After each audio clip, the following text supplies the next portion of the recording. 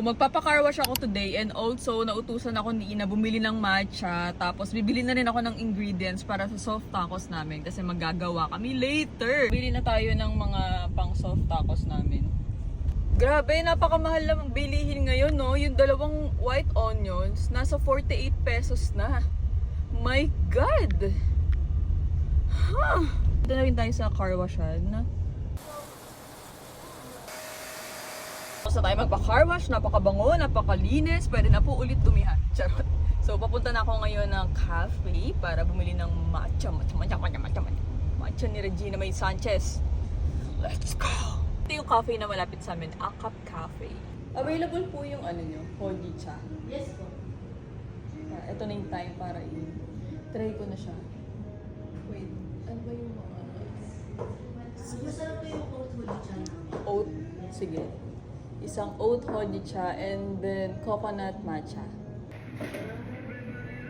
Hello po. Hojicha.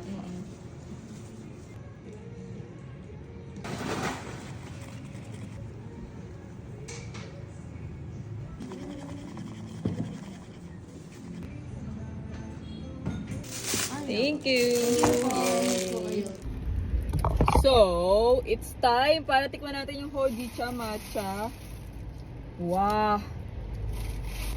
Sabi kasi ni Ina, ako daw muna titikim ng hojicha bago daw siya bibili.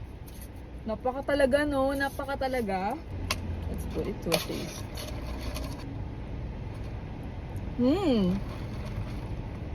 May pagka-nutty and roasted yung lasa niya.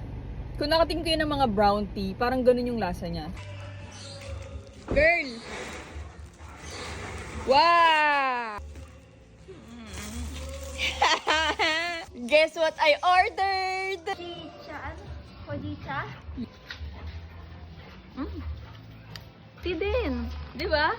Nutty lang. Parang matcha din pala to? Yes! Thank you for ordering. What?